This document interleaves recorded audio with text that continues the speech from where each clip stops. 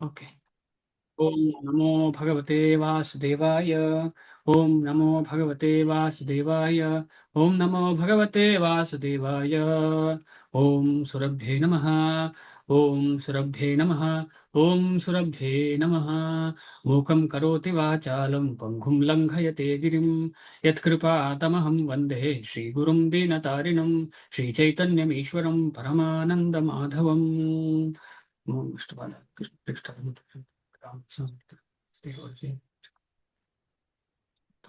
ವರ್ಣಾಶ್ರಮ. ಹರೇ ಕೃಷ್ಣ ಎಲ್ರಿಗೂ. 9ನೇ ಅಧ್ಯಾಯ 7ನೇ ಶ್ಲೋಕ.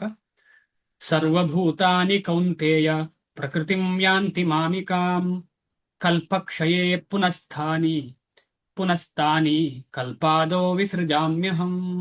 ಸರ್ವಭೂತಾನಿ ಕೌಂತೇಯ ಪ್ರಕೃತಿಂ ಯಾಂತಿ ಮಾಮಿಕಾಂ ಕಲ್ಪಕ್ಷಯೇ ಪುನಸ್ತಾನಿ ಕಲ್ಪಾದೋ ವಿಸೃಜಾಮ್ಯಹಂ. ಕಲ್ಪಕ್ಷಯೇ ಪುನಸ್ತಾನಿ ಕಲ್ಪಾದೌ ವಿಸೃಜಾಮ್ಯಹಂ. ತುಂಬಾ ಸುಲಭದಲ್ಲಿ ಅರ್ಥ ಆಗ್ತದೆ. ಕಲ್ಪಕ್ಷಯದಲ್ಲಿ, ಆಮೇಲೆ ಕಲ್ಪ ಆದಿಯಲ್ಲಿ. ಕಲ್ಪಕ್ಷಯದಲ್ಲಿ ವಾಪಸ್ ಹೋಗ್ತದೆ ಯಾವುದು ಎಲ್ಲ ಸೃಷ್ಟಿ. ಕಲ್ಪ ಪುನಃ ಶುರುವಾಗುವಾಗ, ಬ್ರಹ್ಮನ ಕಲ್ಪ ಶುರುವಾಗುವಾಗ ಹಗಲು ರಾತ್ರಿ ಪುನಃ ಶುರುವಾಗುವಾಗ ಏನಾಗ್ತದೆ? ವಿಸರ್ಜಾಮ್ಯಹಂ, ಪುನಃ ಸೃಷ್ಟಿಸುತ್ತೇನೆ. ಯಾರು? ಭಗವಂತ ಸೃಷ್ಟಿಸುವುದು. ಬ್ರಹ್ಮ ಸೆಕೆಂಡರಿ ಕ್ರಿಯೇಟರ್ ಅಲ್ವಾ? ಓಕೆ, ಅರ್ಥ ಏನು ಅಂತ ನೋಡೋಣ. ಸರ್ವಭೂತಾನಿ, ಸೃಷ್ಟಿಯಾಗಿರುವ ಎಲ್ಲ ಜೀವಗಳು. ಸರ್ವಭೂತಾನಿ. ಕೌಂತೆಯ, ಕುಂತಿ ಪುತ್ರನೇ. ಪ್ರಕೃತಿಂ, ಪ್ರಕೃತಿಂ ಅಂತ ಹೇಳಿದ ತಕ್ಷಣ ನಮಗೇನು ಅರ್ಥ ಆಗ್ಬೇಕು? ಈ ಭೌತಿಕ ಪ್ರಕೃತಿ 8 ವಿಚಾರದಿಂದ ಮಾಡಿರುವಂತಹ ಭೌತಿಕ ಪ್ರಕೃತಿ. ಅದು ಭೂಮಿ, ಆಪ, ನಲ, ವಾಯು, ಖಮ್ಮನೋ ಬುದ್ಧಿರೇವಚ. ಭೂಮಿ, ನೀರು, ಅಗ್ನಿ ಅಥವಾ ಬೆಂಕಿ, ಗಾಳಿ ಮತ್ತು ಆಕಾಶ. ಇದು ಸ್ಥೂಲವಾದಂಥದ್ದು. ಆಮೇಲೆ ಸೂಕ್ಷ್ಮವಾದ ಪ್ರಕೃತಿ ಮನಸ್ಸು, ಬುದ್ಧಿ ಮತ್ತು ಅಹಂಕಾರ. ಈ ಪ್ರಕೃತಿಯ ಬಗ್ಗೆ ಹೇಳ್ತಾ ಇರುವಂಥದ್ದು. ಪ್ರಕೃತಿಂ ಯಾಂತಿ ಮಾಮಿಕಾಂ. ಪ್ರಕೃತಿಂ ಯಾಂತಿ, ಯಾಂತಿ ಅಂದ್ರೆ ಪ್ರವೇಶಿಸುತ್ತವೆ. ಮಾನಿಕಾಂ, ನನ್ನಲ್ಲಿ. ನನ್ನಲ್ಲಿ ಅಂದ್ರೆ ಎಲ್ಲಿ? ನನ್ನಲ್ಲಿ ಅಂದ್ರೆ ಮಹಾವಿಷ್ಣುವಿನಲ್ಲಿ, ಕೃಷ್ಣನಲ್ಲಿ ಅಲ್ಲ. ಅದಕ್ಕೋಸ್ಕರ ನನ್ನಲ್ಲಿ ಇಲ್ಲಿ ಏನಂತ ಕೊಡ್ಬೇಕು? ಮಹಾವಿಷ್ಣು ಅಥವಾ ಕಾರಣ ಉದಕಶಾಯಿ ವಿಷ್ಣು. ಕಾರಣ ಉದಕಶಾಯಿ ವಿಷ್ಣುವ ಇಲ್ಲಿ ಪ್ರವೇಶಿಸ್ತದೆ. ಯಾವುದು? ಎಲ್ಲ ಸೃಷ್ಟಿ ಅಂದ್ರೆ ಭೌತಿಕ ಮತ್ತು ಇನ್ನೊಂದು ಸೃಷ್ಟಿ. ಇನ್ನೊಂದು ಯಾವುದು? ಪ್ರಕೃತಿಯಲ್ಲಿ 2 ರೀತಿಯ ಪ್ರಕೃತಿ. ಇನ್ನೊಂದು ಯಾವುದು? ಪರ, ಮತ್ತೊಂದು ಅಪರ. 2 ಎಲ್ಲಿ ಸೇರ್ತದೆ? ಭಗವಂತನಲ್ಲಿ ಸೇರ್ಕೊಳ್ತದೆ. ಭಗವಂತನಲ್ಲಿ ಸೇರ್ಕೊಳ್ತದೆ ಅಂದ್ರೆ ವಿಷ್ಣು ತತ್ವದಲ್ಲಿ ಸೇರ್ಕೊಳ್ತದೆ. ಕಲ್ಪಕ್ಷಯೇ, ಕಲ್ಪ ಅಂತ್ಯದಲ್ಲಿ, ಪುನಃ ಮತ್ತೆ, ತಾನಿ ಅವೆಲ್ಲವನ್ನು, ಕಲ್ಪ ಆದವು, ಕಲ್ಪದ ಪ್ರಾರಂಭದಲ್ಲಿ, ವಿಸರ್ಜಾಮಿ ಸೃಷ್ಟಿಸುತ್ತೇನೆ. ಅಂದ್ರೆ ಕಲ್ಪ ಅಂತ್ಯದಲ್ಲಿ ಎಲ್ಲವನ್ನ ತಗೊಳ್ತೀನಿ ವಾಪಸ್. ಕಲ್ಪ ಪುನಃ ಸೃಷ್ಟಿ ಆಗುವಾಗ ಕಲ್ಪದ ಆದವು, ಕಲ್ಪದ ಪ್ರಾರಂಭದಲ್ಲಿ ಪುನಃ ಸೃಷ್ಟಿ ಮಾಡುತ್ತೇನೆ. ಯಾರು? ನಾನು ಅಂದ್ರೆ ಭಗವಂತ ಕೃಷ್ಣ. ಶ್ಲೋಕದ ಅರ್ಥ ಸುಲಭ ಇದೆ, ಕಷ್ಟ ಇಲ್ಲ ಅಲ್ಲ? ಏನಾದ್ರೂ ಸಂಶಯ ಇದ್ದರೆ ಹೇಳಿ, ಮುಂದೆ ಹೋಗ್ತಿದ್ದೀನಿ. ಅನುವಾದ. ಶ್ರೀಲ ಪ್ರಭುಪಾದರಿಗೆ ಜಯವಾಗ್ಲಿ. ಕುಂತಿಯ ಮಗನಾದ ಅರ್ಜುನನೇ, ಕೌಂತೆಯ, ಕಲ್ಪಾಂತ್ಯದಲ್ಲಿ ಎಲ್ಲ ಐಹಿಕ ಅಭಿವ್ಯಕ್ತಿಗಳು ನನ್ನ ಪ್ರಕೃತಿಯಲ್ಲಿ ಲೀನವಾಗುತ್ತವೆ. ನನ್ನ ಪ್ರಕೃತಿಯಲ್ಲಿ ಲೀನವಾಗುತ್ತದೆ ಅಂದ್ರೆ ಎಲ್ಲಿ? ಭಗವಂತನಲ್ಲಿ ಲೀನ ಆಗ್ತದೆ ಅಂತ ಹೇಳಿದ್ರೆ ಎಲ್ಲಿ ಹೋಗ್ತದೆ ಅಂತ ಹೇಳಿ ಈಗಾಗಲೇ ನಾವು ಡಿಸ್ಕಷನ್ ಮಾಡಿದ್ದೇವೆ. ಮಹಾವಿಷ್ಣುವಿನಲ್ಲಿ. ಮತ್ತು ಇನ್ನೊಂದು ಕಲ್ಪವು ಪ್ರಾರಂಭವಾದಾಗ ನನ್ನ ಶಕ್ತಿಯಿಂದ ಮತ್ತೆ ಅವುಗಳನ್ನು ಸೃಷ್ಟಿಸುತ್ತೇನೆ. ಇನ್ನು ನಾವೆಲ್ಲ ಕೇಳಿ ಬಂದದ್ದು ಭಾವಾರ್ಥ ಏನು ಅಂತ ಹೇಳಿ ನೋಡೋಣ.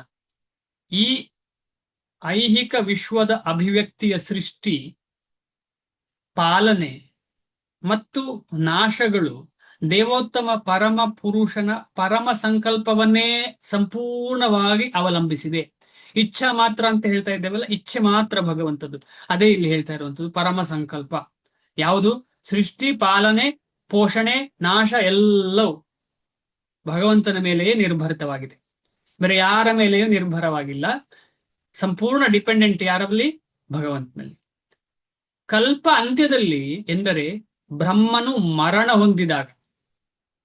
ಇದು ಇದು ಎರಡನೆಯದು. 2 ರೀತಿಯಲ್ಲಿ ಪ್ರಳಯ ಆಗ್ತದಲ್ಲ, 2ನೇ ಪ್ರಳಯದ ಬಗ್ಗೆ ಮಾತಾಡ್ತಿರುವಂಥದ್ದು. ಬ್ರಹ್ಮನ ಹುಟ್ಟು ಮತ್ತು ಬ್ರಹ್ಮನ ಸಾವು. ಬ್ರಹ್ಮ ಮರಣ ಹೊಂದಿದಾಗ ಬ್ರಹ್ಮನು 100 ವರ್ಷಗಳ ಕಾಲ ಬದುಕಿರುತ್ತಾನೆ. ಮತ್ತು ಅವನ ಒಂದು ಹಗಲು ನಮ್ಮ ಭೂಲೋಕದ ಎಷ್ಟು ಇದು ನಾನ್ 4 ಮಿಲಿಯವಲ್ಲ 430 ಮಿಲಿಯವ, ಹೇಗಿದು ಲೆಕ್ಕ? ಯಾರಾದ್ರೂ ಹಾಕಿ.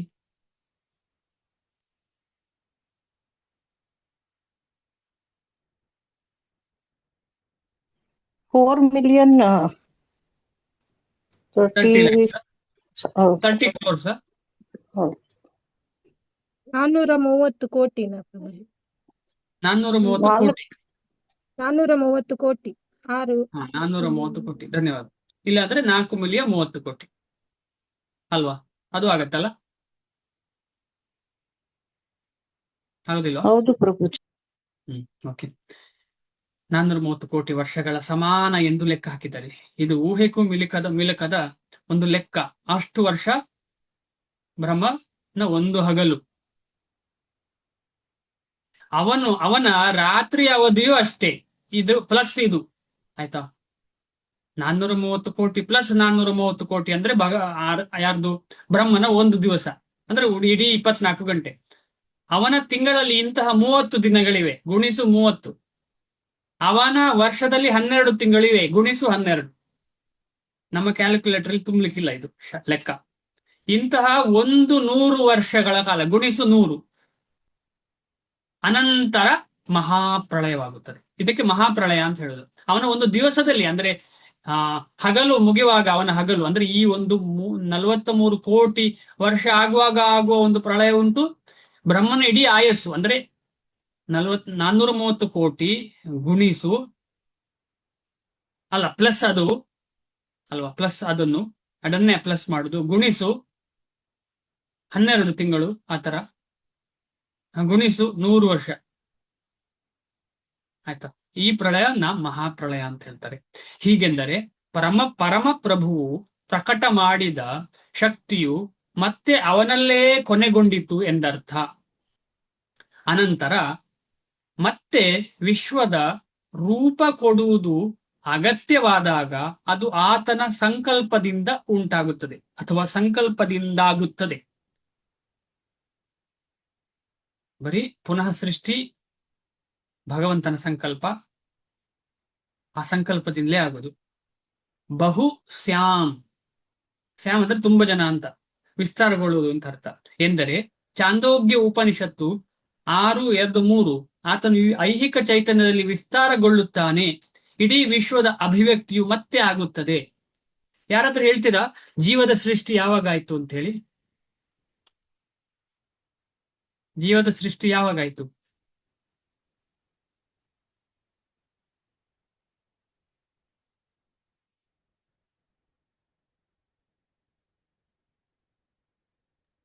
ಜೀವದ ಸೃಷ್ಟಿ ಸೃಷ್ಟಿ ಅಂದ್ರೆ ಹಾ ಜೀವದ ಸೃಷ್ಟಿ, ಜೀವ ಅಂದ್ರೆ ಆತ್ಮದ ಸೃಷ್ಟಿ ಯಾವಾಗಾಯ್ತು? ಪ್ರಕೃತಿಯ ಸೃಷ್ಟಿ ಯಾವಾಗಾಯ್ತು? ಬ್ರಹ್ಮನಿಂದ ಕಾಲದ ಬ್ರಹ್ಮನಿಂದ ಜೀವಿಯ ಸೃಷ್ಟಿ ಮೊದಲೇ ಅಲ್ವಾ ಪ್ರಭು? ಬ್ರಹ್ಮ ಮೊದಲೇ ಜೀವಿ ಸೃಷ್ಟಿಯಾಗಿದ್ದು. ಬ್ರಹ್ಮ ಮೊದಲನೇ ಜೀವ ಪ್ರಕಟಕ್ಕೆ ಬಂದದ್ದು, ಸೃಷ್ಟಿ ಆದದ್ದಲ್ಲ. ಪ್ರಕಟಕ್ಕೆ. ಸೃಷ್ಟಿ ಆದ ಯಾವಾಗ? ಮನುಕುಲ ಅದೆಲ್ಲ ಪ್ರಕಟ. ಅನಾದಿ ಅಂದ್ರೆ ಯಾವಾಗ ಅಂತ ಗೊತ್ತಿಲ್ಲ. ಕೃಷ್ಣ ಹೇಗೆ ಅನಾದಿಯು, ಜೀವವು ಅದೇ ರೀತಿ ಅನಾದಿ. ಅದ ಕಾರಣ ಜೀವ ಯಾವಾಗ ಸೃಷ್ಟಿ ಆದಂತೆ, ಕೃಷ್ಣ ಹೇಗೆ ಅನಾದಿ. Yes yes Prabhuji. ಸೃಷ್ಟಿ ಯಾವಾಗಲೇ ಈ ಆತ್ಮ ಅನ್ನೋದು ಇದೆ ಅಲ್ಲ ಪ್ರಭು? ಇಲ್ಲ, ಗೊತ್ತಾಗಿಲ್ಲ, ಇನ್ನೊಂದ್ಸಲ ಹೇಳಿ. ಈ ಜಗತ್ತು ಯಾವಾಗ ಸೃಷ್ಟಿ ಆಯ್ತೋ, ಭಗವಂತ ಯಾವಾಗ ಸೃಷ್ಟಿ ಮಾಡಿದ್ನೋ ಅವಾಗಿಂದನೇ ಇದೆ. ಅದಕ್ಕೆ ಸಮಯ ಅನ್ನೋದೇ ಇಲ್ಲ, ಸಮಯ ಅನ್ನೋದಿಲ್ಲ. ಅದಕ್ಕಿಂತ ಮುಂಚೆ ಎಲ್ಲಿದ್ದ ಅಂತ ಆ ಜೀವ, ಅದನ್ನೇ ಇಲ್ಲಿ ಎಕ್ಸ್ಪ್ಲೇನ್ ಮಾಡ್ತಾ ಇರುವಂತದ್ದು. ಸೃಷ್ಟಿಗಿಂತ ಹಿಂದೆ ಎಲ್ಲಿದ್ರು ಇವರೆಲ್ಲ? ಪ್ರಕೃತಿ, 2 ರೀತಿಯ ಪ್ರಕೃತಿಗಳು ಎಲ್ಲಿದ್ರು ಅಂತ ಹೇಳಿ. ಬದ್ಧ ಜೀವಿಗಳು ಎಲ್ಲಿದ್ರು, ಆಮೇಲೆ ಮುಕ್ತ ಜೀವಿಗಳು ಎಲ್ಲಿ? ವಿಷ್ಣುವಿನ ಗರ್ಭದಲ್ಲಿದ್ರು ಅಲ್ವಾ ಪ್ರಭು? ವಿಷ್ಣುವಿನ ಗರ್ಭದಲ್ಲಿ ಇದ್ರು ಅಂದ್ರೆ ಏನು ಅರ್ಥ? ಯಾವತ್ತೂ ಇದ್ರು ಅಂತ ಅರ್ಥ. ಸೃಷ್ಟಿ ಅಂತ ಏನಿಲ್ಲ, ವಿಷ್ಣುವಲ್ಲಿ ಯಾವತ್ತೂ ಇದ್ದ ಶಕ್ತಿ ಅದು. ಜೀವಶಕ್ತಿ, ಆಮೇಲೆ ಪ್ರಕೃತಿ, ಆಮೇಲೆ ಈ ಮೂರು ರೀತಿಯ ಶಕ್ತಿ ಭಗವಂತನಲ್ಲಿ ಯಾವತ್ತೂ ಇದ್ದ ಶಕ್ತಿ. ಇವತ್ತು ನಿನ್ನೆ ಅದ್ದಲ್ಲ. ಭಗವಂತ ಯಾವಾಗಿದ್ದಾನೆ ಆಗಿಂದಲೇ ಇದೆ. ಆದ ಕಾರಣ ಇದು ಯಾವಾಗ ಅಂತ ಪ್ರಶ್ನೆ ಉದ್ಭವ ಇಲ್ಲ. ಅದಕ್ಕೋಸ್ಕರ ಅನಾದಿ ಅಂತ ಹೇಳಿ. ನಮಗೆ ಇಲ್ಲಿ ಏನು ಕಂಡ್ರು ಕೂಡ ಆದಿ ಅಂತ ಯೋಚನೆ ಬರ್ತಲ್ಲ, ಇದಕ್ಕೆ ಯಾವುದು ಬಿಗಿನಿಂಗ್ ಅಂತ ಹೇಳಿ. ಇದು ಯಾವಾಗ ಶುರುವಾದ್ದು ಅಂತ ನಮ್ಮ ಪ್ರಶ್ನೆ.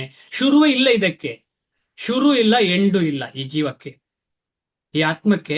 ಅದಕ್ಕೋಸ್ಕರ ಏನು ಭಗವದ್ಗೀತೆಯಲ್ಲಿ ಏನ್ ಹೇಳಿದ್ದಾರೆ, 2ನೇ ಅಧ್ಯಾಯದಲ್ಲಿ ನ ಜಾಯತೆ ಮ್ರಿಯತೆ ವಾ ಕದಾಚಿನ್ನಾಯಂ ಭೂತ ಭವಿತಾ ವಾ ನ ಭೂಯಃ. ಕೇಳಿದಿರಲ್ಲ ಈ ಶ್ಲೋಕ? ನ ಜಾಯತೆ ನ ಮ್ರಿಯತೆ ವಾ ಕದಾಚಿನ್. ಯಾವತ್ತು ಅದು ಬರುದು ಅಂತ ಇಲ್ಲ, ಅದು ಹೋಗುದು ಅಂತಿಲ್ಲ, ಯಾವತ್ತು ಅದು ಯಾವತ್ತು ಇದ್ದದ್ದು ಅಂತ ಹೇಳಿ. ಯಾವುದು ಆತ್ಮ. ನ ಜಾಯತೆ ಹುಟ್ಟುದಿಲ್ಲ ಅದಕ್ಕೆ, ನ ಮ್ರಿಯತೆ ಸಾವಿಲ್ಲ ಅದಕ್ಕೆ, ಯಾವುದಕ್ಕೆ? ಆತ್ಮಕ್ಕೆ ಹುಟ್ಟು ಸಾವಿಲ್ಲ. ಕದಾಚಿನ್ ನಾಯಂ ಭೂತ್ವಾ ನ ಭವಿತಾ ನ ಭೂಯಃ ಅಜೋ ನಿತ್ಯ ಶಾಶ್ವತೋಯಂ. ಕೇಳಿದಿರಲ್ಲ ಈ ಶ್ಲೋಕವನ್ನು? ನಾವೆಲ್ಲ ಸ್ವಲ್ಪ ಬೈಹಾಟ್ ಮಾಡ್ಲಿಕ್ಕೂ ಪ್ರಯತ್ನ ಪಟ್ಟಿದ್ದೇವೆ ಅದನ್ನ. ನ ಹನ್ಯತೆ ಹನ್ಯಮಾನೇ ಶರೀರೇ ಅಲ್ವಾ? ಸೊ ಅದ ಕಾರಣ ಈ ಆತ್ಮ ಅಂತ ಹೇಳುದು ಯಾವತ್ತು ಭಗವಂತನ ಶಕ್ತಿ, ಯಾವತ್ತೂ ಇದ್ದದ್ದು.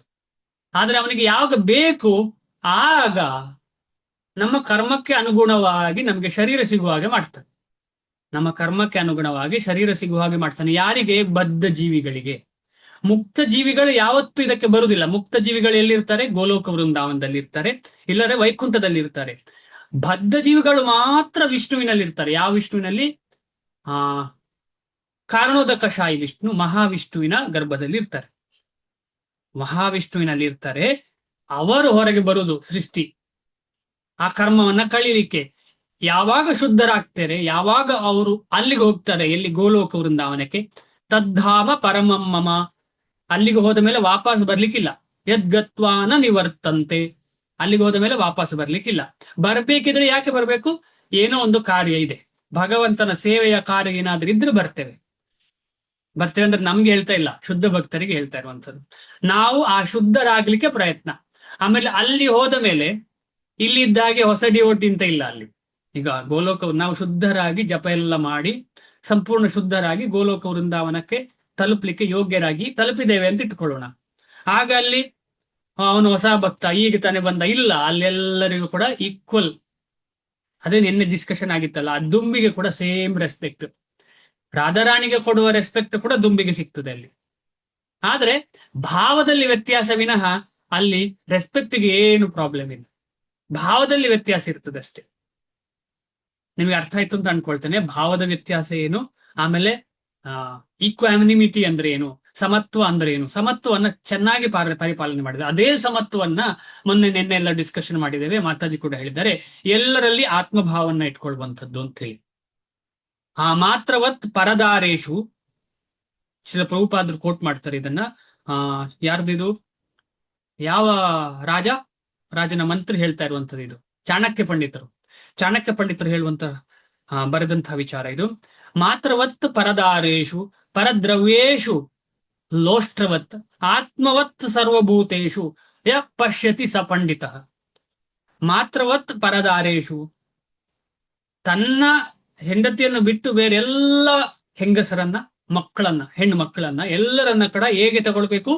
ಮಾತೃವತ್, ತಾಯಿ, ಅಮ್ಮ ಅಂತ ಹೇಳಿ ತಗೊಳ್ಬೇಕು. ಈಗಿನ ಕಾಲ ಏನಾಗಿದೆ ನಮಗೆಲ್ಲ ಗೊತ್ತು. ಅದರಲ್ಲಿ ಕೂಡ ಈ AI ಬಂದ ಮೇಲೆ ನಮ್ಮ ಶ್ರೀಲ ಪ್ರಭುಪಾದರು ಒಬ್ಬರು ಉತ್ತಮ ಶ್ರೇಣಿ ಶಿಷ್ಟರಾದ, ಎಲ್ಲರೂ ಉತ್ತಮ ಶ್ರೇಣಿ ಶಿಷ್ಯರು, ಅದರಲ್ಲಿ ಏನು ಸಂಶಯ ಇಲ್ಲ.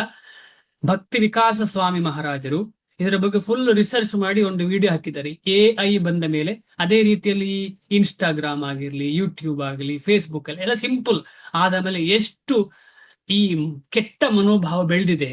ಚಿಕ್ಕ ಚಿಕ್ಕ ಮಕ್ಕಳ ಕೈಯಲ್ಲೂ ಮೊಬೈಲ್ ಕೊಟ್ಟು ಅಂತಹ ಕೆಟ್ಟ ವಿಚಾರಕ್ಕೆ ಅವರನ್ನು ಎಡಿಕ್ಟ್ ಆಗುವ ಹಾಗೆ ಅದು ಮಾಡ್ತದೆ. ಅವರಿಗೇನು ಇಂಟ್ರೆಸ್ಟ್ ಇರುವುದಿಲ್ಲ, ಚಿಕ್ಕ ಮಕ್ಕಳು ಶುದ್ಧ. ಆದ್ರೆ ಅವ್ರಿಗೆ ಕೊಟ್ಟಂತ ಮೊಬೈಲ್ ನಮಗೆ ಗೊತ್ತಿಲ್ಲದೆ ಅದಕ್ಕೆ ಹೇಗೆ ಅಟ್ಯಾಚ್ ಆಗಿರ್ತದೆ ಗೊತ್ತೇ ಆಗುದಿಲ್ಲ. ನಾವೆಲ್ಲ ಏನು ಕಮ್ಮಿ ಇಲ್ಲ, ನಮಗೂ ಅದೇ ರೀತಿ ಆಗಿದೆ. ಈಗ ನಾವು ವೃದ್ಧರಾಗ್ಲಿ ಯೌವನದಲ್ಲಿರ್ಲಿ ಏನೇ ಇರ್ಲಿ ನಮ್ಮ ಕೈಲಿ ಮೊಬೈಲ್ ಇದೆ ಅಂತ ಹೇಳಿದ್ರೆ ಗಂಡಾಗ್ಲಿ ಹೆಣ್ಣಾಗ್ಲಿ ಅದು ನಮ್ಮನ್ನ 100% ಇನ್ಫ್ಲುಯೆನ್ಸ್ ಮಾಡ್ತದೆ. 100%. ನಾವು ಎಷ್ಟೇ ಸಾಚಾ ಮನುಷ್ಯರು ಹೇಳಿದ್ರು ಖಂಡಿತ ಇನ್ಫ್ಲುಯೆನ್ಸ್ ಆಗ್ತದೆ. ಆದ ಕಾರಣ ಅಷ್ಟು ಡೇಂಜರ್ ಇದು. ನಮಗೆ ಅನಸೂಯವೇ ಆಗ್ಲಿಕ್ಕೆ ಬಿಡ್ಲಿಕ್ಕಿಲ್ಲ, ಶುದ್ಧ ಆಗ್ಲಿಕ್ಕೆ ಬಿಡ್ಲಿಕ್ಕಿಲ್ಲ ಅದು.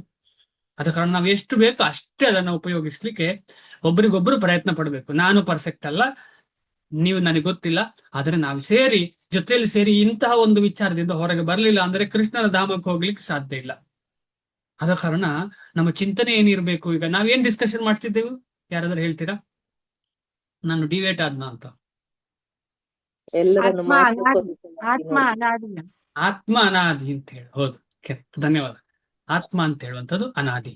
ಆದ ಕಾರಣ ನಾವು ಆ ಭಾಗಕ್ಕೆ ಹೋಗ್ಬೇಕಿದ್ರೆ, ಯಾವ ಭಾಗಕ್ಕೆ, ಗೋಲೋಕ ವೃಂದಾವನಕ್ಕೆ ಹೋಗ್ಬೇಕಿದ್ರೆ ಶುದ್ಧ ಆಗ್ಬೇಕು. ಅಲ್ಲಿ ಸಮಾನತೆ ಅಂತ ಹೇಳುವುದರ ಬಗ್ಗೆ ಡಿಸ್ಕಷನ್ ಮಾಡ್ತಾ ಇದ್ದೆವು. ಹೇಗೆ ಸಮಾನತೆ ಇಲ್ಲಿ ಕೂಡ ಮಾತೃವತ್ ಪರದಾರೇಶು ಪರದ್ರವ್ಯೇಶು ಲೋಷ್ಟ್ರವತ್. ಬೇರೆಯವರ ಅಂತಸ್ತು, ಬೇರೆಯವರ ಹಣ, ಬೇರೆಯವರ ಏನೆಲ್ಲ ಇರ್ಲಿ, ಬೇರೆಯವರ ಸೊತ್ತು ಏನೇ ಇರ್ಲಿ, ಅದನ್ನು ಹೇಗೆ ನೋಡ್ಬೇಕು ನಾವು? ಲೋಷ್ಟ್ರವತ್. ಲೋಷ್ಟ್ರ ಅಂದ್ರೆ ಏನು? ಯಾರಿಗಾದ್ರೂ ಗೊತ್ತಾ?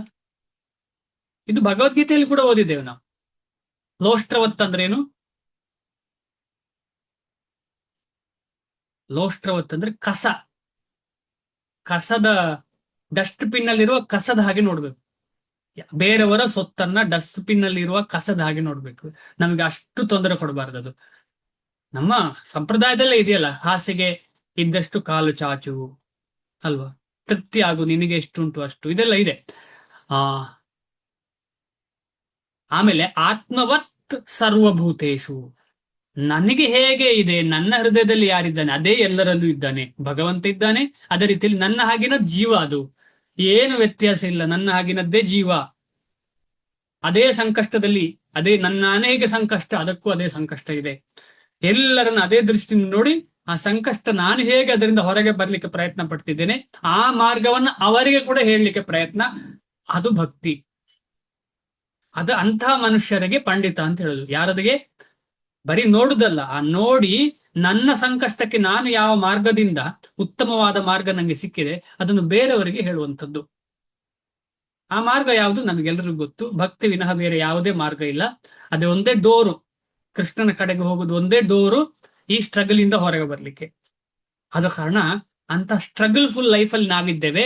ಇಲ್ಲಿಂದ ಅಲ್ಲಿಗೆ ಹೋಗ್ಬೇಕು ಅಂತ ಹೇಳೋ ಉದ್ದೇಶದಿಂದ ಈ ಸೃಷ್ಟಿ ಭಗವಂತ ಮಾಡ್ತಾನೆ. ಇಲ್ಲಾಂದ್ರೆ ಒಳಗೆ ಮಲ್ಕೊಂಡಿರ್ಬೇಕು ಕರ್ಮ ಅಂಟಿಸಿಕೊಂಡು.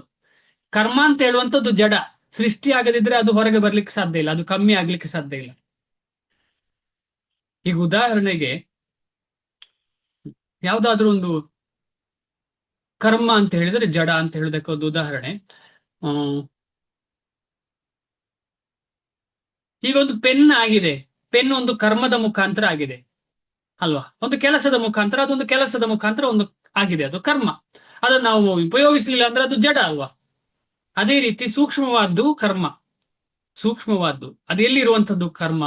ಮನ ಬುದ್ಧಿ ಅಹಂಕಾರದಲ್ಲಿರುವಂಥದ್ದು ಕರ್ಮ, ಅಲ್ಲಿ ಸ್ಟೋರ್ ಆಗಿರುವಂಥದ್ದು ಕರ್ಮ. ಮನ ಬುದ್ಧಿ ಅಹಂಕಾರವೇ ಜಡ, ಯಾಕೆಂದರೆ ಅದು ಜಡ ಪ್ರಕೃತಿಯಿಂದ ಉಂಟಾದದ್ದು. ಮನ ಬುದ್ಧಿ ಅಹಂಕಾರ ಅದರಲ್ಲಿರುವಂತಹ ಈ ಕರ್ಮವು ಜಡ. ಅಲ್ಲಿ ಆತ್ಮ ಇಲ್ಲ ಅಂತ ಹೇಳಿದ್ರೆ ಅದಕ್ಕೆ ಚಲನೆ ಇಲ್ಲ. ಚಲನೆ ಬರುವುದೇ ಆತ್ಮ ಮತ್ತು ಪರಮಾತ್ಮ ಇರುವ ಕಾರಣ. ಸೊ ಆದ ಕಾರಣ ನಾವು ಇಲ್ಲಿ ಬರುವ ಉದ್ದೇಶ, ಭಗವಂತ ಇಲ್ಲಿ ನಾವು ಬರುವುದಂದ್ರೆ ಭಗವಂತ ನಮ್ಮನ್ನು ಸೃಷ್ಟಿ ಮಾಡಿದ ಉದ್ದೇಶ. ಸೃಷ್ಟಿ ಇಲ್ಲಿ ಅಂತ ಹೇಳಿದ್ರೆ ಈ ಒಂದು ಮಿಲನ, ಭೌತಿಕ ಪ್ರಕೃತಿ ಮತ್ತು ಆಧ್ಯಾತ್ಮಿಕ ಪ್ರಕೃತಿಯ ಮಿಲನ ಮಾಡಿದ್ದು ಯಾಕೆ ಅಂತ ಹೇಳಿದ್ರೆ ಶುದ್ಧರಾಗಿ ಹೊರಗೆ ಬಂದು ಗೋಲೋಕಕ್ಕೆ ಬರಲಿ ಎಂಬ ಉದ್ದೇಶಕ್ಕೆ. ಅದೊಂದೇ ಪಾಯಿಂಟ್ ಈ ಸೃಷ್ಟಿಯದ್ದು. ಬಟ್ ನಾವೇನ್ ಮಾಡ್ತಿದ್ದೇವೆ, ಅದನ್ನು ಮರ್ತು ಬೇರೆಲ್ಲ ಮಾಡ್ತಿದ್ದೇವೆ. ಇದು ಅಲ್ಲಿ ಮಾಡಿದ್ದೇವೆ, ಇಲ್ಲಿಯೂ ಮಾಡಿದ್ದೇವೆ, ಯಾವತ್ತೂ ಮಾಡ್ತಾ ಇದ್ದೇವೆ, ತುಂಬಾ ಅನಾದಿ ಕಾಲದಿಂದ. ಆದ ಕಾರಣ ಅನಾದಿ ಕರ್ಮ ಕೂಡ ಅನಾದಿ. ಅನಾದಿ ಕರ್ಮ ಫಲ ಅಂತ ಹೇಳ್ತಾರೆ. ಕರ್ಮ, ನಮಗೆ ಸಿಕ್ಕಿರುವ ಕರ್ಮ ಅನಾದಿ, ಆದ್ರೆ ಅದನ್ನ ಸ್ಟಾಪ್ ಮಾಡ್ಲಿಕ್ಕೆ ಸಾಧ್ಯ. ಬೇರೆ ಯಾವುದನ್ನು ಹಾಗೆ ಮಾಡ್ಲಿಕ್ಕೆ ಸಾಧ್ಯ ಇಲ್ಲ. ಈಗ ಭಗವದ್ಗೀತೆಯಲ್ಲಿ ಹೇಳಿರುವಂತಹ 5 ವಿಚಾರ: ಪುರುಷ, ಪ್ರಕೃತಿ, ಕರ್ಮ, ಕಾಲ, ಆಮೇಲೆ ಪುರುಷ, ಪ್ರಕೃತಿ, ಕರ್ಮ, ಕಾಲ, ಆಮೇಲೆ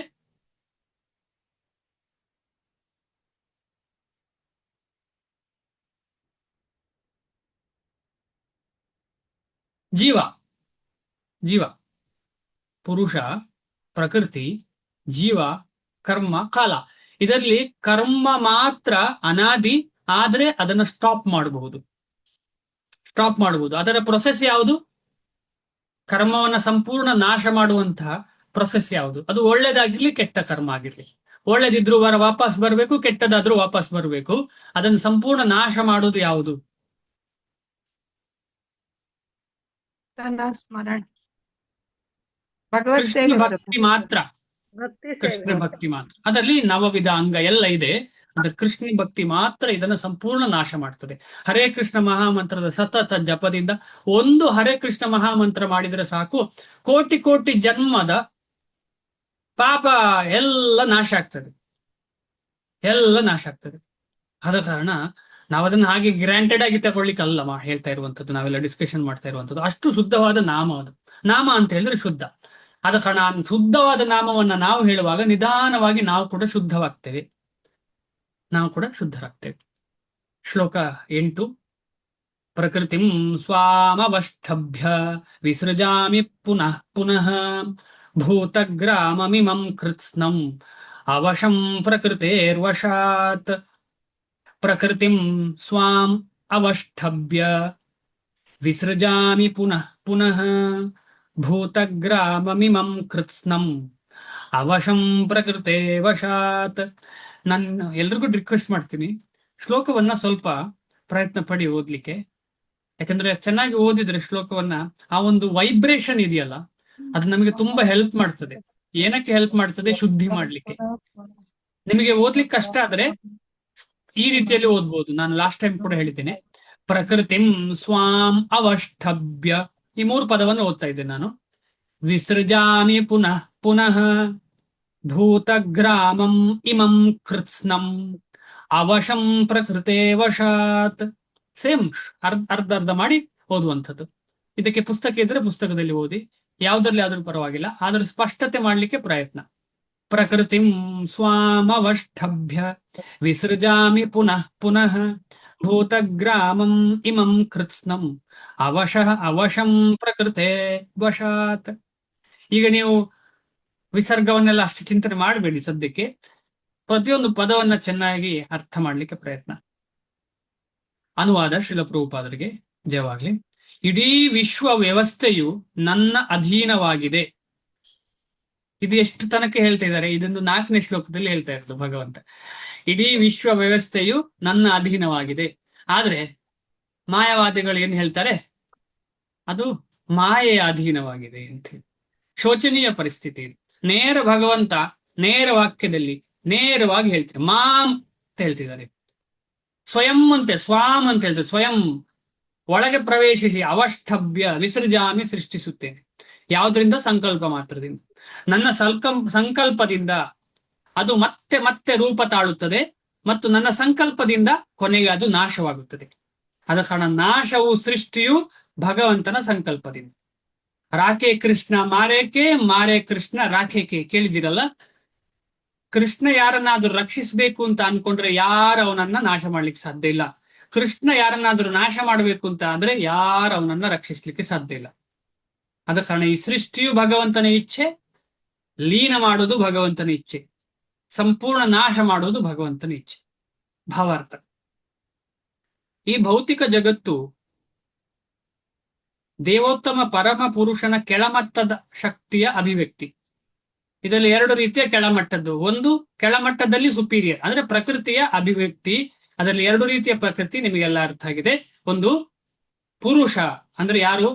ಈ ಆತ್ಮಕ್ಕೆ ಪುರುಷ ಅಂತ ಹೇಳ್ತಾ ಇದ್ದೇನೆ, ಯಾಕೆಂದ್ರೆ ನಾವೆಲ್ಲ ಪುರುಷರ ಹಾಗೆ ಜೀವನ ಮಾಡ್ತಾ ಇರುವ ಕಾರಣ. ನಿಜವಾಗಿ ಪುರುಷರಲ್ಲ, ನಾವು ನಿಜವಾಗಿ ಪ್ರಕೃತಿ ಆಗ್ಬೇಕಿತ್ತು, ಆದ್ರೆ ನಾವು ಪುರುಷರಾಗಿದ್ದೇವೆ. ಪ್ರಕೃತಿ ಅಂದ್ರೆ ಏನು? ಪ್ರಕೃತಿ ಅಂತ ಹೇಳಿದ್ರೆ ಭಗವಂತನ ದಾಸಿ ಅಥವಾ ದಾಸ, ಪ್ರಕೃತಿ ಅಂತ ಹೇಳಿದ್ರೆ. ಪುರುಷ ಅಂತ ಹೇಳಿದ್ರೆ ಒಬ್ಬನೇ ಇರ್ಲಿಕ್ಕೆ ಸಾಧ್ಯ, ಪುರುಷ 100 ಇರ್ಲಿಕ್ಕೆ ಸಾಧ್ಯ ಇಲ್ಲ. ಏಕೋ ಬಹೂನಾಂ ವಿದಧಾತಿ ಕಾಮಾನ್. ಬಹು ಯಾರು? ಬಹು ಅಂತ ಆಗ ಹೇಳಿದಾರಲ್ಲ, ಬಹುಶ್ಯಾಮ, ಬಹುಶ್ಯಾಮ ಶಾಲ ಸಾ ಶ್ಯಾಮ್. ಬಹುಶ್ಯಾಮ್ ಅಂದ್ರೆ 100 ಅಲ್ಲ, 1000 ಅಲ್ಲ, ಕೋಟಿ ಕೋಟಿ ಜೀವರಾಶಿಗಳಿವೆ. ಅದರಲ್ಲಿ ಹೇಗೆ ಬರೀ ಮನುಷ್ಯರು ಮಾತ್ರ ಅಲ್ಲ, ಬೇರೆ ಬೇರೆ ಜೀವರಾಶಿಗಳು. ಆ ಎಲ್ಲ ಜೀವರಾಶಿಗಳನ್ನ ಮ್ಯಾನೇಜ್ ಮಾಡೋದು ಯಾರು? ಅವರೇ ಪುರುಷ, ಅವರೇ ಕೃಷ್ಣ. ಆದ ಕಾರಣ ನಾವೆಲ್ಲ ಕೆಳಮಟ್ಟದ ಅಭಿವ್ಯಕ್ತಿ. ಪ್ರಕೃತಿ 2 ರೀತಿಯ ಪ್ರಕೃತಿಗಳು, ಪರ ಮತ್ತು ಅಪರ. ಇದನ್ನು ಆಗಲೇ ಅನೇಕ ಬಾರಿ ವಿವರಿಸಿದೆ. ಸೃಷ್ಟಿಯ ಕಾಲದಲ್ಲಿ ಐಹಿಕ ಶಕ್ತಿಯು ಮಹತ್ತತ್ವವಾಗಿ ಬಿಡುಗಡೆ ಹೊಂದುತ್ತದೆ. ಸೃಷ್ಟಿಯ ಕಾಲದಲ್ಲಿ ಭಗವಂತನ ಒಳಗೆ ಇರುವಂತಹ ಈ ಐಹಿಕ ಪ್ರಕೃತಿ, ಜಡ ಪ್ರಕೃತಿ, ಜೀವ ಅನ್ನ ಹೇಳ್ತಾ ಇಲ್ಲ ಇಲ್ಲಿ, ಜಡ ಪ್ರಕೃತಿ, ಜಡ ಪ್ರಕೃತಿಯಲ್ಲಿ ಏನಾಗ್ತದೆ, ಮಹತ್ತತ್ವವಾಗಿ ಬಿಡುಗಡೆ ಹೊಂದುತ್ತದೆ. ಪ್ರಭು ತನ್ನ ಮೊದಲ ಪುರುಷ ಅವತಾರವಾದ ವಿಷ್ಣುವಾಗಿ ಇದನ್ನು ಪ್ರವೇಶಿಸುತ್ತಾನೆ, ಮಹತ್ತತ್ವದಲ್ಲಿರ್ತಾನೆ. ಆತನು ಕಾರಣ ಸಮುದ್ರದಲ್ಲಿ ಮಲಗಿ ಗರ್ಭೋದಕಶಾಹಿ ವಿಷ್ಣುವಾಗಿ ತಾನು ಹೊರಬಿಡುವ ಉಸಿರಿನಿಂದ ಲೆಕ್ಕವಿಲ್ಲದಷ್ಟು ವಿಶ್ವಗಳನ್ನು ಸೃಷ್ಟಿಸುತ್ತಾನೆ. ಕಾರಣೋದಕಶಾಹಿಯಿಂದ ಗರ್ಭೋದಕಶಾಹಿ ವಿಷ್ಣು ಬರ್ತಾನೆ. ಆಮೇಲೆ ಗರ್ಭೋದಕಶಾಹಿ ವಿಷ್ಣುವಿಂದ ಲೆಕ್ಕವಿಲ್ಲದಷ್ಟು ವಿಶ್ವಗಳು ಸೃಷ್ಟಿಸುತ್ತಾನೆ. ಈ ರೀತಿಯಲ್ಲಿ ಪ್ರತಿಯೊಂದು ವಿಶ್ವವೂ ಸೃಷ್ಟಿಯಾಗುತ್ತದೆ, ಬ್ರಹ್ಮಾಂಡಗಳು ಸೃಷ್ಟಿಯಾಗ್ತದೆ. ಬರೀ ಭೂಮಿ ಮಾತ್ರ ಅಲ್ಲ, ಬೇರೆ ಬೇರೆ ಬ್ರಹ್ಮಾಂಡಗಳು ಸೃಷ್ಟಿಯಾಗ್ತದೆ. ಮುಂದೆ ಅವನು ಕ್ಷೀರ ಉದಕಶಾಹಿ ವಿಷ್ಣುವಾಗಿ ಪ್ರಕಟಗೊಳ್ಳುತ್ತಾನೆ. ಕ್ಷೀರೋದಕಶಾಹಿ ವಿಷ್ಣು ಅಂದ್ರೆ ಪರಮಾತ್ಮ. ಈ ವಿಷ್ಣುವು ಪರಮಾಣುವರೆಗೆ ಎಲ್ಲವನ್ನು ಪ್ರವೇಶಿಸುತ್ತಾನೆ. ಯಾರು? ಕ್ಷೀರೋದಕಶಾಹಿ ವಿಷ್ಣು. ಪರಮಾತ್ಮ ಪ್ರತಿ ಕಣಕಣಕ್ಕೂ ಪ್ರವೇಶಿಸ್ತಾನೆ, ಹೃದಯಕ್ಕೂ ಪ್ರವೇಶಿಸ್ತಾನೆ, ಪ್ರತಿ ಕಣಕಣಕ್ಕೂ ಪ್ರವೇಶಿಸುತ್ತಾನೆ. ಈ ವಿಷಯವನ್ನು ಇಲ್ಲಿ ವಿವರಿಸಿದೆ. ಆತನು ಎಲ್ಲವನ್ನು ಪ್ರವೇಶಿಸುತ್ತಾನೆ. ಹೇಗೆ ಪ್ರವೇಶಿಸುತ್ತಾನೆ ನಮಗೆ ಅರ್ಥ ಆಯ್ತು. ಪರಮಾತ್ಮ ರೂಪದಲ್ಲಿ, ಕ್ಷೀರೋದಕಶಾಹಿ ವಿಷ್ಣು ರೂಪದಲ್ಲಿ, ಕಾರಣೋದಕಶಾಹಿ, ಗರ್ಭೋದಕಶಾಹಿ, ಆಮೇಲೆ ಕ್ಷೀರೋದಕಶಾಹಿ. ಜೀವಿಗಳ ಮಾತು ಹೇಳುವುದಾದರೆ ಅವರು ಈ ಐಹಿಕ ಪ್ರಕೃತಿಯ ಗರ್ಭದಲ್ಲಿ ಸೇರುತ್ತಾರೆ. ತಮ್ಮ ಹಿಂದಿನ ಕರ್ಮಗಳ ಫಲವಾಗಿ ಬೇರೆ ಬೇರೆ ಸ್ಥಾನಗಳನ್ನು ಪಡೆಯುತ್ತಾರೆ. ಹೀಗೆ ಐಹಿಕ ಜಗತ್ತಿನ ಚಟುವಟಿಕೆಗಳು ಪ್ರಾರಂಭವಾಗುತ್ತವೆ. ಬೇರೆ ಬೇರೆ ಜೀವಿ ವರ್ಗಗಳ ಚಟುವಟಿಕೆಗಳು ಈ ರೀತಿಯಲ್ಲಿ ಸೃಷ್ಟಿಯ ಕ್ಷಣದಿಂದಲೇ ಪ್ರಾರಂಭವಾಗುತ್ತವೆ.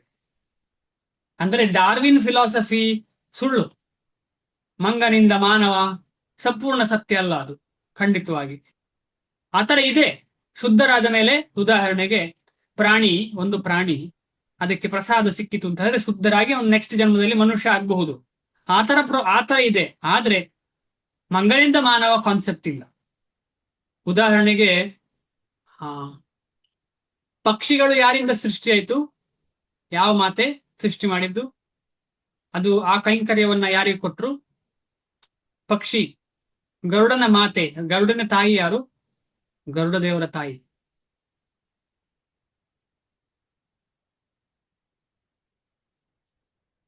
ಗರುಡನ ತಾಯಿ ನೆನಪಿದೆ ಯಾರಿಗಾದ್ರು? ಸು ಅಕ್ಷರದಿಂದ ಪ್ರಾರಂಭ ಆಗುತ್ತೆ. ಗರುಡನ ತಾಯಿ ವಿನುತ ಅಂತ ಅಲ್ವಾ? ವಿನುತ. ಕರೆಕ್ಟ್ ಅಲ್ಲ? ಹೌದು. ಅನ್ಕೊಳ್ತೇನೆ, ತಪ್ಪಾದ್ರೆ ಕ್ಷಮಿಸಿ. ವಿನುತ ಮಾತೆಯಿಂದ ಸಾಧಾರಣ ಸೃಷ್ಟಿ ಆಯಿತು. ಯಾವುದ್ರದ್ದು? ಪಕ್ಷಿ ವರ್ಗ, ಮುಖ್ಯವಾಗಿ ಗರುಡ ದೇವರು, ಆಮೇಲೆ ಪಕ್ಷಿ ವರ್ಗ, ಆಮೇಲೆ ಸರ್ಪ ವರ್ಗ. ಕೇಳಿದೀರಾ? ಸರ್ಪ ವರ್ಗಕ್ಕೂ ಒಂದು ತಾಯಿ. ಸರ್ಪ ವರ್ಗ ಕದ್ರು ಅಲ್ಲ? ಕದ್ರು ಅಲ್ಲ? ಕದ್ರು. ಹೀಗೆ ಪ್ರತಿಯೊಂದು ವೈನತೆ ಅಂದ್ರೆ ವಿನುತನ ಮಗ. ಕರೆಕ್ಟ್. ಧನ್ಯವಾದ. ಕರೆಕ್ಟ್. ತಮ್ಮ ಹಿಂದಿನ ಕರ್ಮಗಳ ಫಲವಾಗಿ ಬೇರೆ ಬೇರೆ ಸ್ಥಾನಗಳನ್ನು ಪಡೆಯುತ್ತಾರೆ. ಹೀಗೆ ಐಹಿಕ ಜಗತ್ತಿನ ಚಟುವಟಿಕೆಗಳು ಪ್ರಾರಂಭವಾಗುತ್ತವೆ. ಬೇರೆ ಬೇರೆ ಜೀವಿ ವರ್ಗಗಳ ಚಟುವಟಿಕೆಗಳು ಈ ರೀತಿಯಲ್ಲಿ ಸೃಷ್ಟಿಯ ಕ್ಷಣದಿಂದಲೇ ಪ್ರಾರಂಭವಾಗುತ್ತವೆ. ಎಲ್ಲವೂ ವಿಕಸನವಾಗುತ್ತವೆ ಎಂದೇನೂ ಅಲ್ಲ. ಬೇರೆ ಬೇರೆ ಜೀವ ವರ್ಗಗಳು ವಿಶ್ವದೊಡನೆಯೇ ಕೂಡಲೇ ಸೃಷ್ಟಿಯಾಗುತ್ತವೆ. ಮನುಷ್ಯರು, ಪ್ರಾಣಿಗಳು, ಪಕ್ಷಿಗಳು ಎಲ್ಲ ಒಟ್ಟಿಗೆ ಸೃಷ್ಟಿಯಾಗುತ್ತವೆ. ಏಕೆಂದರೆ ಜೀವಿಗಳು ಹಿಂದಿನ ವಿನಾಶದ ಹೊತ್ತಿನಲ್ಲಿ ಇಟ್ಟುಕೊಂಡಿದ್ದ ಬಯಕೆಗಳು ಮತ್ತೆ ಪ್ರಕಟವಾಗುತ್ತವೆ. ಆ ಬಯಕೆಗೆ ಅನುಗುಣವಾಗಿ ದೇಹ ಸಿಗುವಂಥದ್ದು, ಒಟ್ಟಿಗೆ ಸಿಗ್ತದೆ ದೇಹ. ಅವಶಂ ಎನ್ನುವ ಪದವು ಜೀವಿಗಳು ಈ ಪ್ರಕ್ರಿಯೆಯಲ್ಲಿ ಏನನ್ನೂ ಮಾಡುವುದಿಲ್ಲ ಎನ್ನುವುದನ್ನು ಸೂಚಿಸುತ್ತದೆ. ಏನು ಕೆಪಾಸಿಟಿ ಇಲ್ಲ ಜೀವಿಗಳಿಗೆ. ನಮಗೆ ಏನೂ ಇಲ್ಲ ಅದನ್ನು ಸಿಲೆಕ್ಟ್ ಮಾಡ್ಲಿಕ್ಕೆ, ನಾನು ಹಾಗೆ ಆಗ್ತೇನೆ ಹೀಗೆ ಆಗ್ತೇನೆ, ಏನಿಲ್ಲ. ಏನು ಕರ್ಮಕ್ಕೆ ಅನುಗುಣವಾಗಿ ಭಗವಂತನ ಶಕ್ತಿಯಿಂದ ನಮಗೆ ಈ ದೇಹ ಸಿಕ್ಕಿತು. ನಮಗೆ ಇದರಲ್ಲಿ ಏನು ಕೈವಾಡವಿಲ್ಲ, ನಾವು ಏನು ಮಾಡ್ಲಿಕ್ಕೆ ಸಾಧ್ಯ ಇಲ್ಲ. ಅವಶಂ ಅಂದ್ರೆ ನಿರಂತರ, ಅಂದ್ರೆ ಯಾರಿಂದ ಏನು ಮಾಡ್ಲಿಕ್ಕೆ ಸಾಧ್ಯ ಇಲ್ಲ. ಅತಂತ್ರವಾದಂತಹ ಸ್ಥಿತಿ ಯಾರಿಗೆ? ನಮಗೆ, ಜೀವರಾಶಿಗೆ. ನಮಗೆ ಅಂದ್ರೆ ಎಲ್ಲ ಜೀವರಾಶಿಗಳಿಗೆ. ಹಿಂದಿನ ಸೃಷ್ಟಿಯಲ್ಲಿ ಅಂತಹ ಅತಂತ್ರ ಸ್ಥಿತಿಗೆ ನಾವು ಹೋಗಬಾರದು ಅಂತ ಹೇಳಿದ್ರೆ ಏನಾಗ್ಬೇಕು ಅಂತ ಹೇಳಿದ್ರೆ ಭಗವಂತನ ಸೇವೆ ಮಾತ್ರ, ಅದೇ ಮುಖ್ಯ. ಹಿಂದಿನ ಸೃಷ್ಟಿಯಲ್ಲಿ ತಮ್ಮ ಹಿಂದಿನ ಜನ್ಮದಲ್ಲಿ ಅವರಿದ್ದ ಸ್ಥಿತಿಯು ಮತ್ತೆ ಪ್ರಕಟವಾಗುತ್ತದೆ ಅಷ್ಟೇ.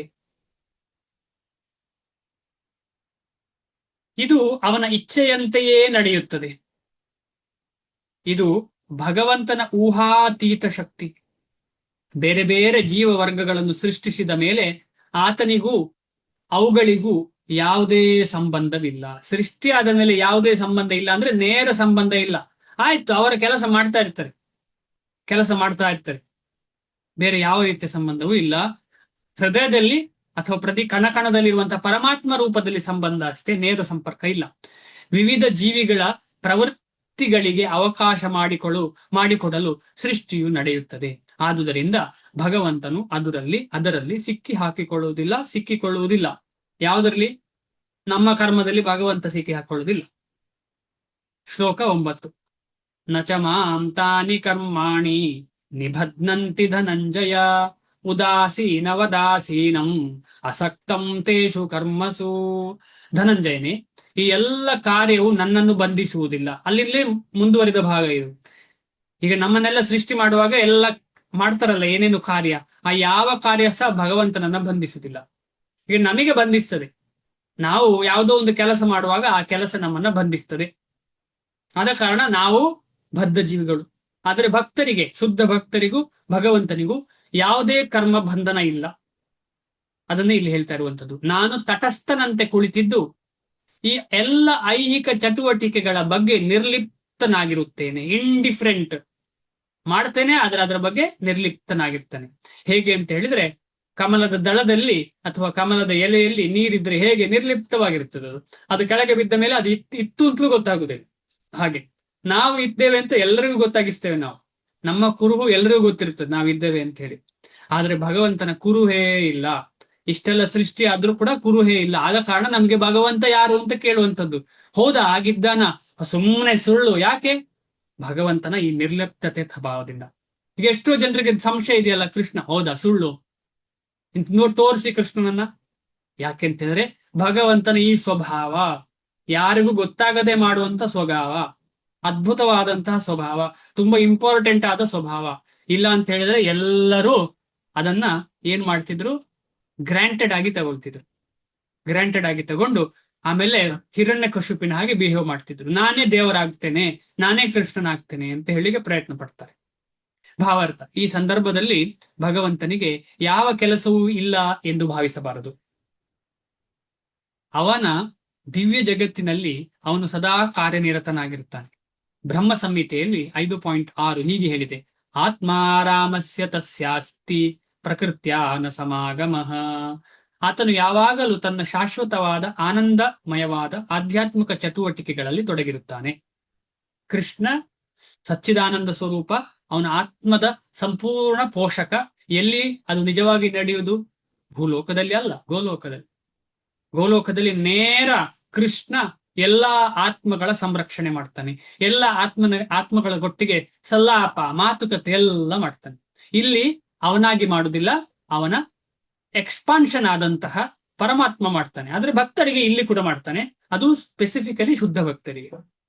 ಆತನು ಯಾವಾಗಲೂ ತನ್ನ ಶಾಶ್ವತವಾದ ಆನಂದಮಯವಾದ ಆಧ್ಯಾತ್ಮಿಕ ಚಟುವಟಿಕೆಗಳಲ್ಲಿ ತೊಡಗಿರುತ್ತಾನೆ, ಸುಮ್ಮನೆ ಕೂತಿರುವುದಿಲ್ಲ ಭಗವಂತ. ಆದರೆ ಈ ಐಹಿಕ ಚಟುವಟಿಕೆಗಳಿಗೂ ಅವನಿಗೂ ಯಾವುದೇ ಸಂಬಂಧವಿಲ್ಲ. ಆದ ಕಾರಣ ಇಲ್ಲಿ ನಡೆಯುವಂತಹ ಐಹಿಕ ಚಟುವಟಿಕೆ ಎಲ್ಲ ಯಾರು ಮಾಡ್ತಾ ಇರುವಂತದ್ದು? ಭಗವಂತನ ಶಕ್ತಿಯಾದ ಯಾರು? ದುರ್ಗಾದೇವಿ.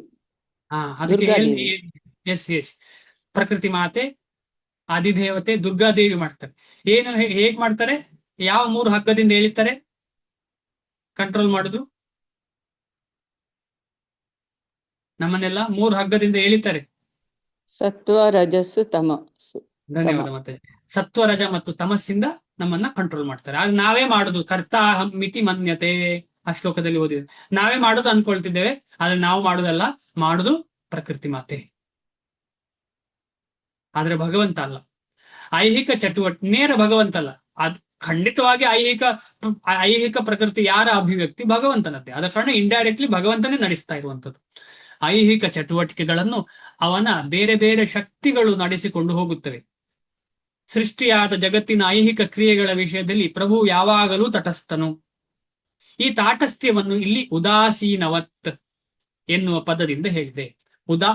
ಔದಾಸೀನ್ಯ ಅಂತ ಹೇಳಿದ್ರೆ ಸುಮ್ಮನೆ ಏನು ಮಾಡದೇ ಇರುವುದಲ್ಲ, ತಟಸ್ಥ ಗುಣಕ್ಕೆ ಹೇಳಿದೆ. ಭಗವಂತನ ತಟಸ್ಥ ಗುಣ. ತಟಸ್ಥ ಗುಣ ಏನಂತ ಹೇಳಿದ್ರೆ ಏನು? ಈಗ ಮರ್ಡರ್ ಮಾಡುವವನಿಗೆ ಆಯ್ತು, ಒಳ್ಳೆ ಮನುಷ್ಯನಿಗೆ ಆಯ್ತು, ಇದಕ್ಕೆ ತಟಸ್ಥ ಗುಣ. ತಟಸ್ಥ ಗುಣ ಅಂತ ಹೇಳಿದ್ರೆ ಏನು? ಫ್ರೀಡಮ್ ಅನ್ನು ಆಕ್ಸೆಪ್ಟ್ ಮಾಡಿ ಅವನಿಗೆ ಡಿಸ್ಟರ್ಬ್ ಆಗದೆ ಇರುವಂತದ್ದು. ಯಾಕಂದ್ರೆ ಜೀವರಾಶಿಗಳಿಗೆ ಫ್ರೀಡಮ್ ಕೊಟ್ಟಿದ್ದಾರೆ ಭಗವಂತ, ಅದಕ್ಕೆ ಫ್ರೀ ವಿಲ್ ಅಂತ ಹೇಳ್ತಾರೆ. ಅದನ್ನು ಕಂಟ್ರೋಲ್ ಮಾಡಿದ್ರೆ ಫ್ರೀ ವಿಲ್ ಕೊಡದೆ ಹಾಗೆ ಆಯ್ತು.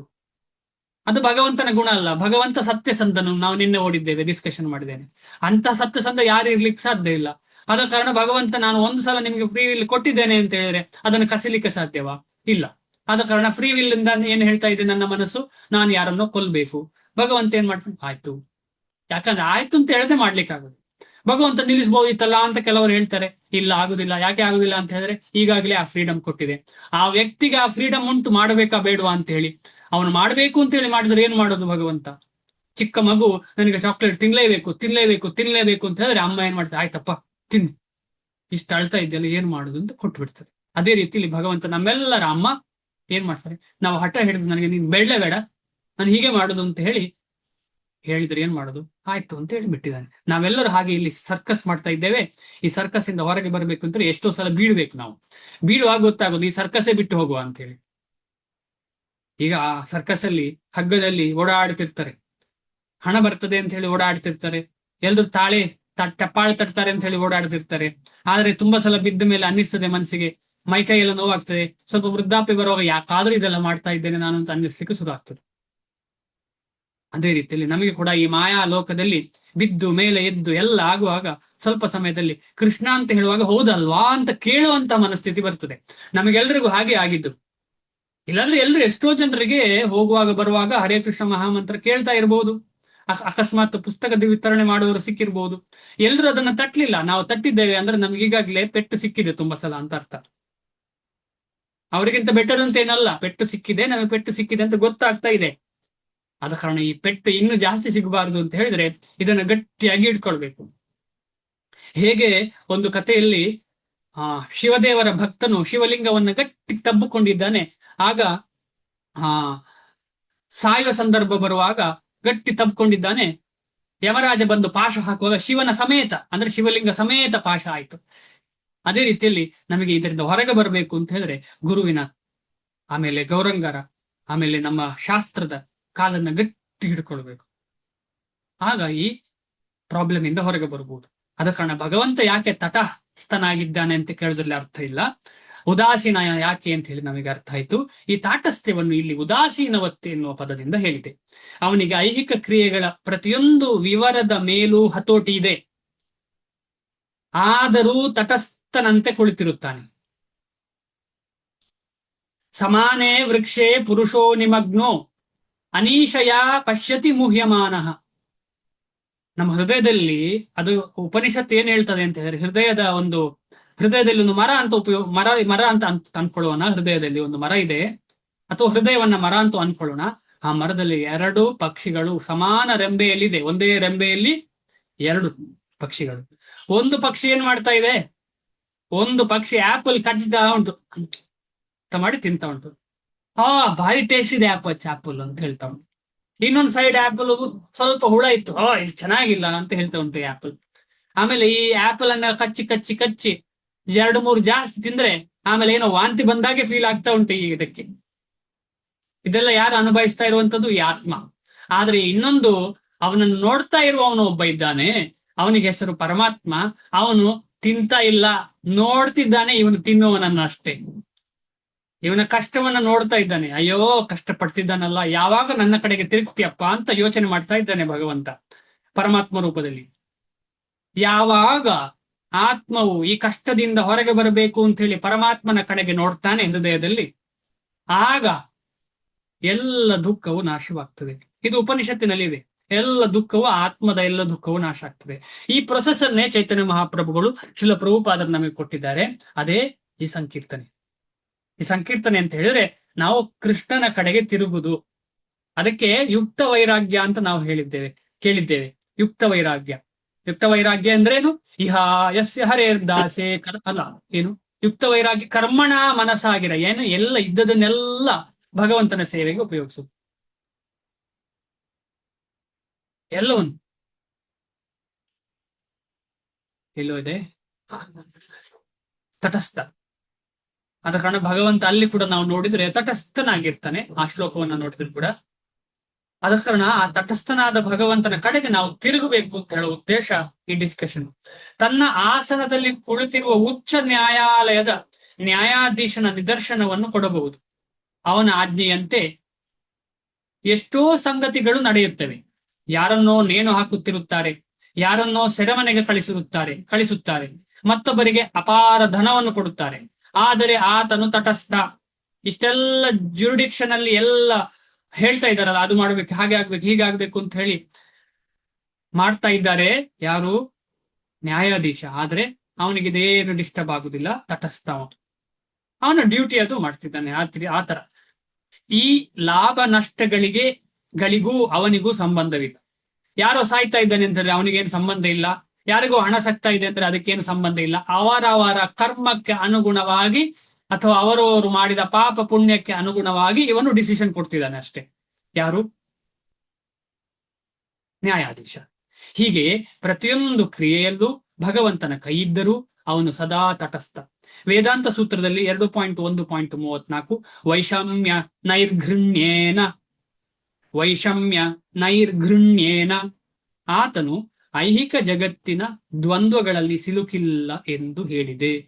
ವೇದಾಂತ ಸೂತ್ರದಲ್ಲಿ ಕ್ಲಿಯರ್ ಆಗಿ ಹೇಳಿದೆ. ಏನು? ಅವನು ಐಹಿಕ ಜಗತ್ತಿನ ದ್ವಂದ್ವಗಳಲ್ಲಿ ಸಿಲುಕಿಲ್ಲ.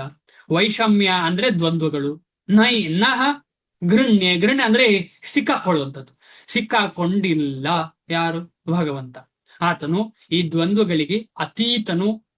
ಈ ಐಹಿಕ ಜಗತ್ತಿನ ಸೃಷ್ಟಿ ಮತ್ತು ನಾಶಗಳ ವಿಷಯದಲ್ಲಿ ನಿರ್ಲಿಪ್ತನು. ಈ ನಿರ್ಲಿಪ್ತತೆ ಅಂತ ಹೇಳೋದು ತುಂಬಾ ಇಂಪಾರ್ಟೆಂಟ್. ಅದನ್ನೇ ನಾವು ಕಲಿಬೇಕಾದ್ದು. ಭಗವಂತ ಹೇಗೆ ನಿರ್ಲಿಪ್ತನಾಗಿದ್ದಾನೆ, ಅದೇ ರೀತಿಯಲ್ಲಿ ನಾವಿಲ್ಲಿ ನಿರ್ಲಿಪ್ತ ಮನೋಭಾವದಿಂದ ಭಕ್ತಿ ಮಾಡಬೇಕು. ನಿರ್ಲಿಪ್ತ ಮನೋಭಾವ ಅಂದ್ರೆ ಏನು? ಅವರೇನೋ ಬೈದ್ರು, ಸರಿ, ಎಷ್ಟು ಸಮಯ ನಾವೆಲ್ಲರೂ ಸ್ಟ್ರಗಲ್ ಆಗ್ತಾನೆ ಇರುವಂಥದ್ದು. ಇಲ್ಲಿ ಇವತ್ತು ಬೈದಿದ್ದಾರೆ, ನಾಳೆ ಹೊಗಳ್ತಾರೆ, ನಾಳ್ದು ಪುನಃ ಬೈತಾರೆ. ನನ್ನ ಉದ್ದೇಶ ಇಲ್ಲಿ ಏನು? ಭಗವಂತನ ಭಕ್ತಿ ಮಾಡುದು. ಆದ ಕಾರಣ ನಿರ್ಲಿಪ್ತತೆ ಇರ್ಬೇಕು ನಮಗೆ. ಒಂದು ದಿವಸ ಹೊಗಳ್ತಾರೆ, ಶುದ್ಧ ಭಕ್ತರು ಅಂತ ಹೇಳ್ತಾರೆ. ಇನ್ನೊಂದು ದಿವಸ ಏನಪ್ಪ ನೀನು, ಪ್ರಯೋಜನವೇ ಇಲ್ಲ ಅಂತ ಹೇಳ್ತಾರೆ. ಅಯ್ಯೋ ನೀನು ಆ ಒಂದು ಕೆಲಸ ನೆಟ್ಟಗೆ ಮಾಡ್ಲಿಕ್ಕೂ ಬರಲ್ಲ ಅಂತ ಹೇಳ್ತಾರೆ. ಅಯ್ಯೋ ನೀನ್ ಯಾಕಪ್ಪ ಇದ್ದೀಯ ಅಂತಾರೆ. ಆದ್ರೆ ಇದಕ್ಕೆ ಯಾವುದಕ್ಕೂ ನಾವು ಡಿಸ್ಟರ್ಬ್ ಆಗದೆ ಭಕ್ತಿಯನ್ನ ಸತತವಾಗಿ ನಿರಂತರವಾಗಿ ಮುಂದೆ ಕರ್ಕೊಂಡು ಹೋಗ್ತಾ ಇರ್ಬೇಕು. ಭಕ್ತಿಯನ್ನ ನಾವು ಅದರ ದಾಸನಾಗಿ ಈಗ ಹೇಗೆ ನಾಯಿಯ ಯಜಮಾನ ಕರ್ಕೊಂಡು ಹೋಗ್ತಾನೆ, ಅನ್ಕೊಳ್ತಾನೆ ಅವನು ಬಾಸ್ ಅಂತ ಹೇಳಿ. ಆದ್ರೆ ನಾಯಿಯ ದಾಸ ತಾನೆ. ನಾಯಿಯ ದಾಸನ ನಾಯಿಯ ಬಾಸ.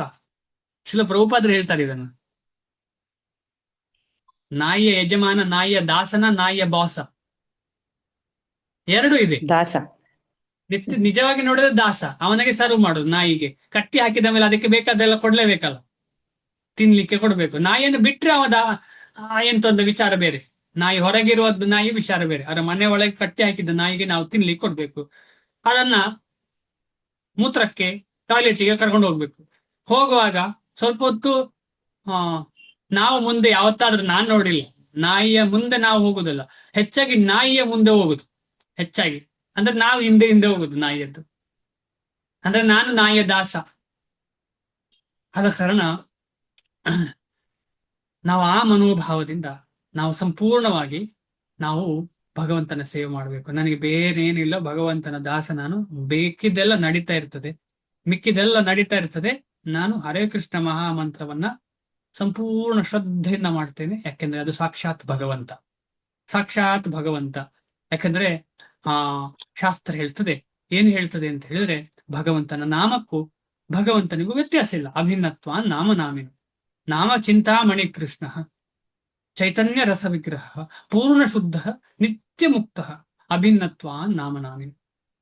ಸೊ ಅದು ಶುದ್ಧವಾದಂತಹ ಹರೇ ಕೃಷ್ಣ ಮಹಾಮಂತ್ರ. ಆದ ಕಾರಣ ಅದನ್ನ ನಾವು ಸಂಪೂರ್ಣ ಶ್ರದ್ಧೆಯಿಂದ ಎಲ್ಲರೂ ಮಾಡಿದ್ರೆ ಏನಾಗ್ತದೆ ಅಂತ ಹೇಳಿದ್ರೆ, ಎಲ್ಲ ವಿಚಾರಗಳು ಕ್ಲಿಯರ್ ಆಗ್ತಾ ಹೋಗ್ತದೆ. ನಮ್ಮ ಜೀವನದ ಹಾದಿ ಸುಸುಗಮವಾಗ್ತದೆ. ಯಾವ ಕಡೆ? ಭಗವಂತನ ಕಡೆಗೆ. ಅಂತ ಸುಗಮ ಬಸ್ ಅಲ್ಲ. ಸುಗಮ ಬಸ್ಸಲ್ಲಿ ಹತ್ತಿದ್ರೆ ಆಕ್ಸಿಡೆಂಟ್ ಆಗ್ಲಿಕ್ಕೂ ಸಾಕು, ಆಗದೆ ಇರ್ಲಿಕ್ಕೂ ಸಾಕು. ಆದ್ರೆ ಈ ದಾರಿ ಸಿಕ್ಕಿದ ಮೇಲೆ ಆಕ್ಸಿಡೆಂಟ್ಗೆ ಬೆಲೆ ಇಲ್ಲ, ಆಕ್ಸಿಡೆಂಟೇ ಆಗುದಿಲ್ಲ. ಭಗವಂತನೇ ಹೇಳಿದ್ದಾರೆ ಮುಂದೆ ಬರುವಾಗ, ಈ ಭಕ್ತಿಯನ್ನ ತಗೊಂಡವನಿಗೆ ಏನು ಪ್ರಾಬ್ಲಮ್ ಇಲ್ಲ. ಅಕಸ್ಮಾತ್ ಆಕ್ಸಿಡೆಂಟ್ ಆಯ್ತು ಅಂತ ಕಂಡ್ರು ಕೂಡ ಆಕ್ಸಿಡೆಂಟ್ ಆಗ್ಲಿಲ್ಲ, ಅಲ್ಲಿ 2 ನಿಮಿಷ ಎದ್ದು ವಾಪಸ್ ಬರ್ತಾನೆ. ಬೆಡ್ ರಿಡನ್ ಆಗಿ ಕೋಮಾ ಸ್ಥಿತಿಗೆ ಹೋಗುದೇ ಇಲ್ಲ. ಡೈರೆಕ್ಟ್ ಒಮ್ಮೆ ಬೀಳ್ತಾರಲ್ಲ ಮಕ್ಕಳು ಬಿದ್ದು ಎದ್ದು ಓಡ್ತಾರಲ್ಲ, ಆ ರೀತಿ ಆಕ್ಸಿಡೆಂಟ್ ಆಗ್ಬಹುದು ಭಕ್ತಿಯಲ್ಲಿ, ವಿನಃ ಕೋಮಕ್ಕೆ ಹೋಗುವಂತ ಆಕ್ಸಿಡೆಂಟ್ ಭಕ್ತಿಯಲ್ಲಿ ಆಗ್ಬಹುದಿಲ್ಲ. ನಮೇ ಭಕ್ತ ಪ್ರಣಶ್ಯತಿ, ಕೇಳಿರ್ತೀರಿ ನೀವು ಇದನ್ನು ಕೂಡ. ನಭೇ ಭಕ್ತ ಪ್ರಣಶಿ, ನನ್ನ ಭಕ್ತರು ಯಾವತ್ತೂ ನಾಶ ಆಗ್ಲಿಕ್ಕೆ ಸಾಧ್ಯ ಇಲ್ಲ. ಆಮೇಲೆ ಅವರಿಗೆ ಭಕ್ತಿ ಇಲ್ಲ ಅಂತ ಆಗ್ಲಿಕ್ಕೆ ಸಾಧ್ಯ ಇಲ್ಲ. ಒಂದು ಸಲ ಹರೇ ಕೃಷ್ಣ ಮಹಾಮಂತ್ರವನ್ನ ಶ್ರದ್ಧೆಯಿಂದ ಯಾರು ತಗೊಳ್ತಾರೆ, ಅವರು ಭಕ್ತಿ ಪಥದಲ್ಲಿ ಮುಂದೆ ಹೋಗ್ತಾ ಇರ್ತಾರೆ. ಆದ ಕಾರಣ ನಾವೆಲ್ಲರೂ ಮುಖ್ಯ ಅಂಗ ನಮ್ದು ಏನು ಅಂತ ಹೇಳಿದ್ರೆ, ನಮ್ಮ ಶಾಸ್ತ್ರದ್ದು, ನಮ್ಮ ಪರಂಪರೆಯದ್ದು ಭಗವದ್ಗೀತೆ ಓದುದು ಮಾತ್ರ ಅಲ್ಲದೆ, ಭಗವಂತನ ನಾಮಸ್ಮರಣೆಯನ್ನ ನಿತ್ಯವೂ ಬೆಳಿಗ್ಗೆ ಎದ್ದು ಮಾಡುವಂಥದ್ದು. ಆದಷ್ಟು ಬೇಗ ಬೆಳಿಗ್ಗೆ ಎದ್ದು ಸತ್ವಗುಣ ಪ್ರಾಧಾನ್ಯತೆ ಇರುವ ಸಮಯದಲ್ಲಿ ಎದ್ದು ಮಾಡಿದ್ರೆ ಅದು ಇನ್ನೂ ಜಾಸ್ತಿ ನಮ್ಮ ಹೃದಯದಲ್ಲಿ ನಾಡ್ತದೆ. ಆ ರೀತಿ ನಾಟುವ ಹಾಗೆ ನಾವೆಲ್ಲ ಜಪ ಮಾಡೋಣ ನಿತ್ಯವೂ. ಹರೇ ಕೃಷ್ಣ. ಧನ್ಯವಾದಗಳು. ಇಷ್ಟು ಹೇಳಿ ಇವತ್ತು ನಾವು ಓದುವುದನ್ನು ನಿಲ್ಲಿಸೋಣ. ಏನಾದ್ರು ಪ್ರಶ್ನೆ ಇದ್ರೆ ಚರ್ಚೆ ಮಾಡೋಣ.